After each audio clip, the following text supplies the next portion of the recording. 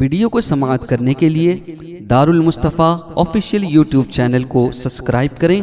اور بیل notification icon کو دبائیں۔ بسم اللہ الرحمن الرحیم الحمد للہ رب العالمین الرحمن الرحیم نحمده ونصلي ونسلم على رسوله الكريم وآله وصحبه الكرام أجمعين ومن تبعهم بإحسان إلى يوم الدين۔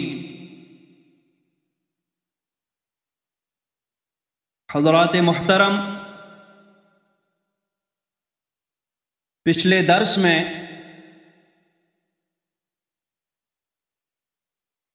ہم نے سورہ فاتحہ کے نازل ہونے کی جگہ،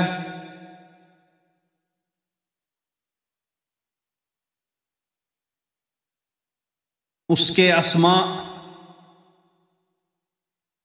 اور اس کے فضائل کے بارے میں سنا۔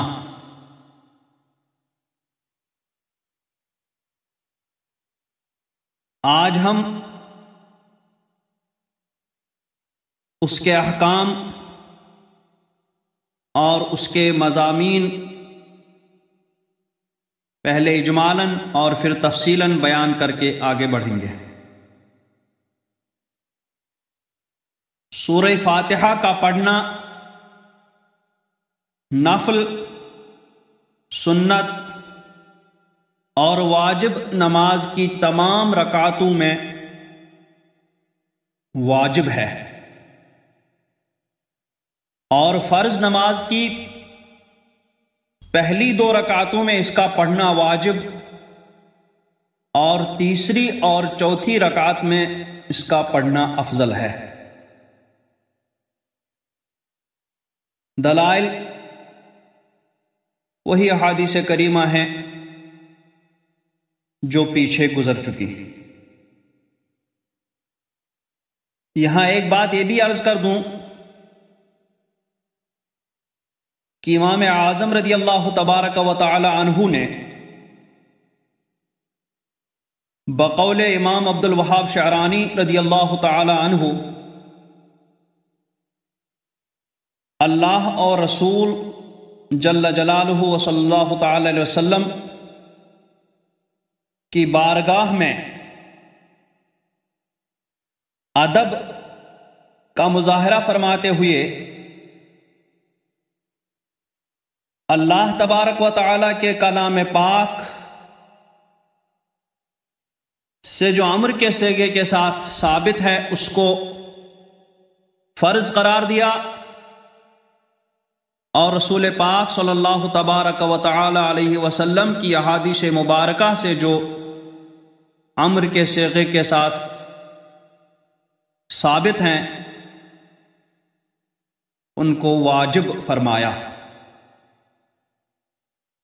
تو اللہ اور رسول کی لازم کی ہوئی چیزوں کے درمیان آپ نے فرق بیان فرمایا۔ پھر سورہ فاتحہ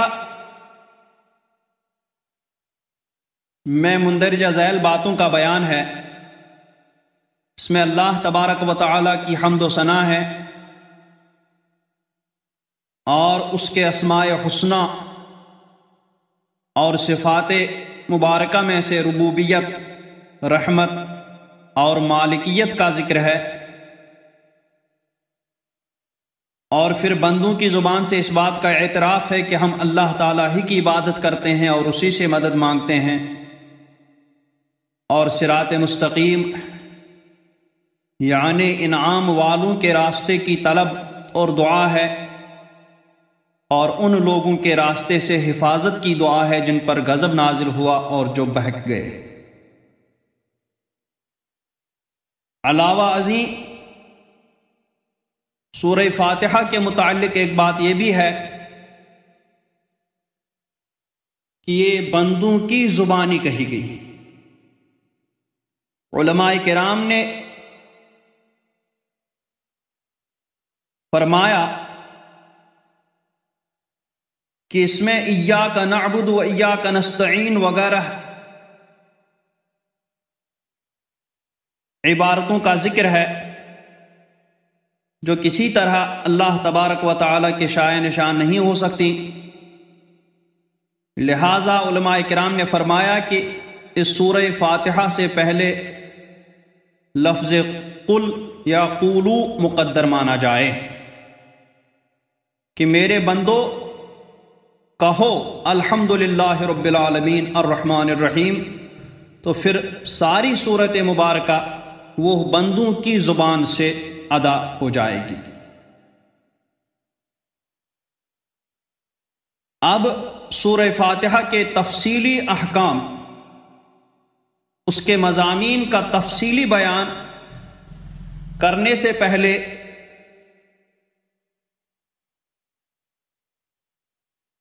دو چیزوں کے تعلق سے میں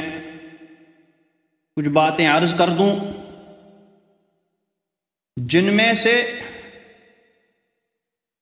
ایک تو بالاتفاق قرآن پاک کی آیت نہیں ہے، لیکن قرآن پاک کی تلاوت سے پہلے اس کو پڑھنا مستحب قرار دیا گیا، اور دوسری بالاتفاق قرآن پاک کی آیت ہے اور سورت شروع کرنے سے پہلے اس کو پڑھنا مسنون قرار دیا گیا. پہلی کو استعاذہ یعنی اعوذ باللہ من الشیطان الرجیم کہتے ہیں، اور دوسری ہے بسملہ یعنی بسم اللہ الرحمن الرحیم. اعوذ باللہ من الشیطان الرجیم قرآن پاک کی تلاوت کرنے سے پہلے اس کو کیوں پڑھنا چاہیے؟ اس کی چند وجہیں ہیں. ایک تو خود قرآن پاک کے حکم پر عمل کرنا مقصود ہے کہ اللہ تبارک و تعالی ارشاد فرماتا ہے اذا قرأت القرآن فاستعذ باللہ من الشیطان الرجیم، کہ جب قرآن پاک پڑھنے کا ارادہ کرو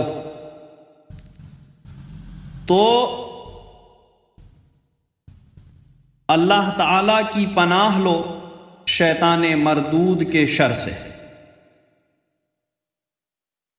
سبھی جانتے ہیں کہ شیطان ہمارا پرانا دشمن ہے، اس کے اندر انسان دشمنی فطری طور پر موجود ہے. اس کے ساتھ کوئی کتنی ہی بھلائی کرنا چاہے، اس کی انسان دشمنی ختم نہیں کر سکتا، اور اس کی دشمنی انسان دشمنی کبھی انسان دوستی میں تبدیل نہیں ہو سکتی. اس نے اپنی زندگی کا مقصد ہی بنا لیا، بلکہ اللہ تعالی سے اس نے اسی لیے مہلت مانگی کہ انسانوں کو گمراہ کر کے اپنے ساتھ جہنم میں لے جائے، انسانوں کو اپنے راستے پر چلا کر اپنے جہنم میں لے جائے. اس لیے یہ ہر طریقے سے انسان پر حملہ آور ہونے کی کوشش کرتا ہے. یہ نہیں چاہتا کہ انسان کوئی ایسا عمل کرے کہ جس سے اس کو اللہ تبارک و تعالی کی رضا و خوشنودی اور اس کی بارگاہ کا قرب حاصل ہو جائے. وسوسے ڈال کر کے یہ ہمارے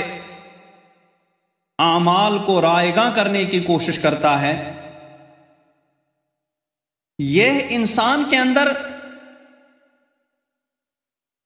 خون کی طرح دوڑتا ہے. سب سے پہلے تو یہ یہی چاہتا ہے کہ انسان کفر کرے، کفر و شرک میں مبتلا ہو جائے، جب اس چیز سے نا امید ہوتا ہے تو پھر اس کے ایمان میں شک اور شبہ ڈالنے کی کوشش کرتا ہے۔ اگر اس میں بھی ناکام ہو جائے تو پھر انسان کو کفر و شرک کے علاوہ باقی نافرمانیاں کرانے کی کوشش کرتا ہے۔ اگر اس میں بھی ناکامی ملتی ہے تو انسان کو نیک کام کرنے سے باز رکھنے کی کوشش کرتا ہے۔ اگر اس میں بھی ناکامی ملے اور انسان نیک کام کر لے تو ریا کے ذریعے، عجب، خود پسندی کے ذریعے اس کے اس عمل کو رائے گاں کرنے کی کوشش کرتا ہے۔ اسی لیے اللہ تبارک و تعالی نے قرآن عظیم میں فرمایا ان الشیطان لکم عدو فاتخذوہ عدوا، ان سے شیطان تمہارا دشمن ہے، کھلا دشمن ہے، اس کو تم اپنا دشمن سمجھو، اپنا دشمن بناؤ، کیونکہ اس کی دشمنی کبھی دوستی میں تبدیل نہیں ہو سکتی۔ ایک تو یہ بات ہوئی۔ دوسری بات یہ ہے کہ یہ ایسا دشمن ہے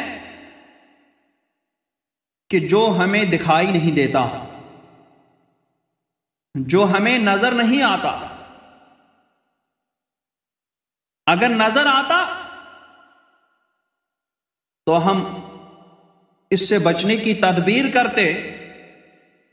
بچنے کی کوشش کرتے، لیکن مشکل یہ ہے کہ یہ نظر ہی نہیں آتا،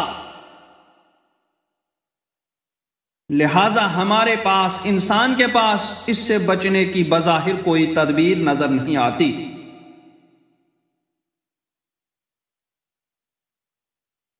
یہ اللہ تبارک و تعالی کا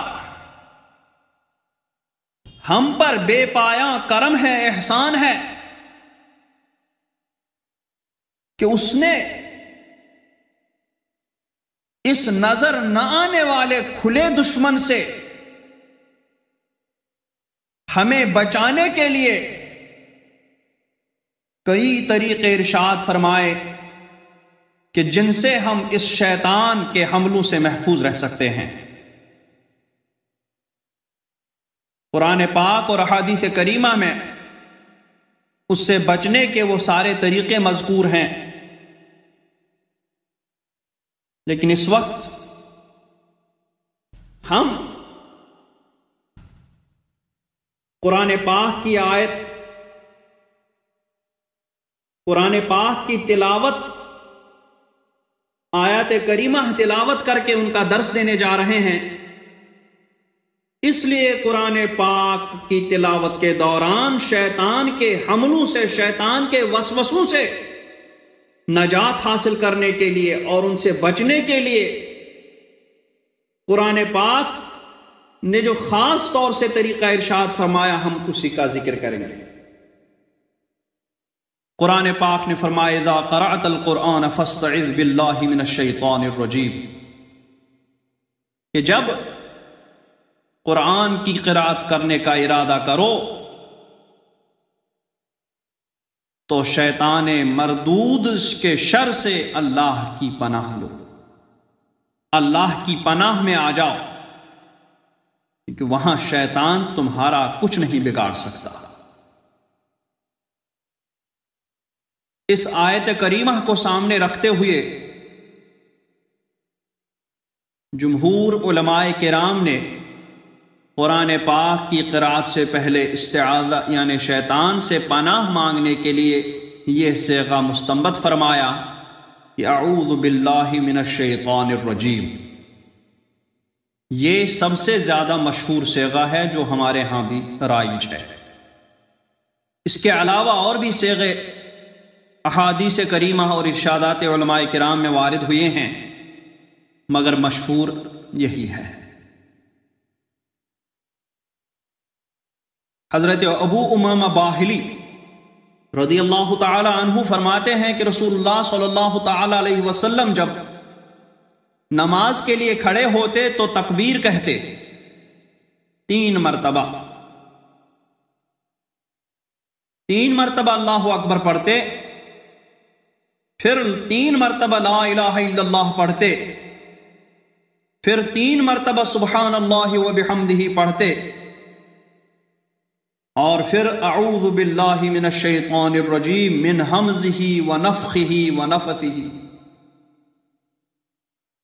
ان کو ادا کرتے ہیں کہ میں اللہ کی پناہ لیتا ہوں شیطان رجیم سے، مردود سے، اس کے حمز سے، اس کے نفخے سے، اس کے نفس سے،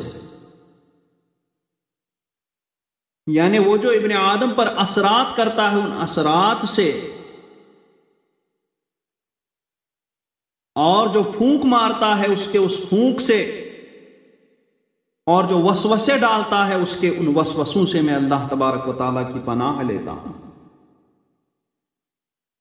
رسول اللہ صلی اللہ تعالی علیہ وسلم کے سامنے 2 لوگوں میں جھگڑا ہوا، جھگڑا اتنا بڑا کہ ایک کا چہرے کا رنگ متغیر ہو گیا، لال ہو گیا، تو آپ صلی اللہ تعالی علیہ وسلم نے فرمایا کہ میں ایک کلمہ جانتا ہوں کہ اگر یہ اس سے کہے گا، اگر یہ اس کلمے کو ادا کرے گا تو اس کا غصہ ٹھنڈا ہو جائے گا، اور وہ کلمہ ہے اعوذ باللہ من الشیطان الرجیم۔ یہ اعوذ باللہ من الشیطان الرجیم، جیسا کہ میں نے بتایا یہ قرآن پاک کی آیت نہیں ہے، البتہ اس کو تلاوت کرنے سے پہلے پڑھنا مستحب ہے۔ نماز میں پہلی رکعت میں قراءت کرنے سے پہلے اس کو پڑھنا مستحب ہے، باقی رکعتوں میں نہیں۔ اس کا معنی جیسا کہ اوپر ضمناً بیان ہوا کہ میں اللہ کی پناہ لیتا ہوں، پناہ مانگتا ہوں، من الشیطان، شیطان سے۔ یہ شیطان یا تو شطن سے بنا ہے جس کا معنی دور ہونا ہے، چونکہ یہ اللہ تبارک و تعالیٰ کی رحمت سے، اس کی بارگاہ سے دور ہو گیا، وہاں سے ملعون کر کے اس کو نکالا گیا، اس لیے اس کو شیطان کہتے ہیں، اور یہی قوی ہے۔ شیطان کا شطن سے بنا ہونا یہ زیادہ قوی ہے، کیونکہ عرب کہتے ہیں تشیطن، وہ شیطان بن گیا۔ یا شاطہ سے بنا ہے، جیسا کہ بعض لوگوں کا قول ہے، جس کا معنی جلنا، چونکہ یہ آگ سے بنا ہے اس لیے اس کو شیطان کہتے ہیں، اور یہ وجہ ضعیف ہے۔ پھر اس کی صفت لائی گئی رجیم، یہ رجیم رجم سے بنا ہے، اور رجم کا معنی سنگسار کرنا، لعنت کرنا ہوتا ہے۔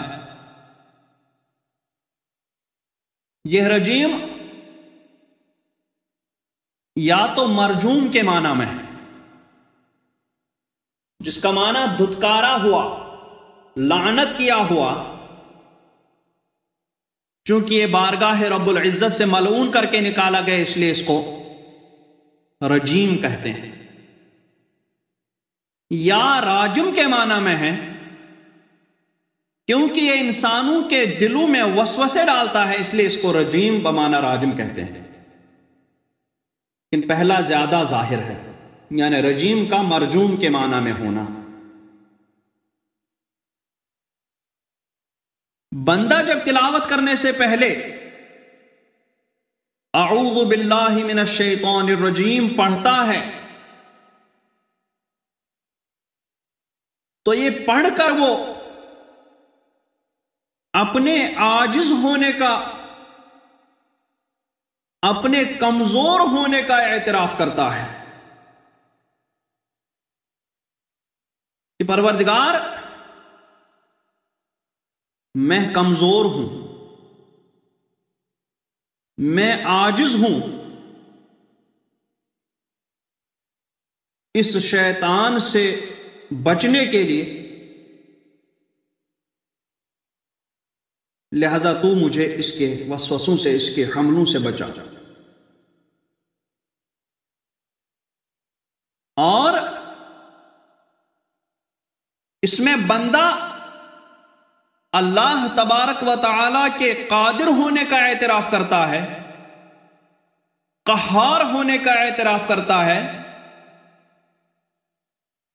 کہ جس دشمن پر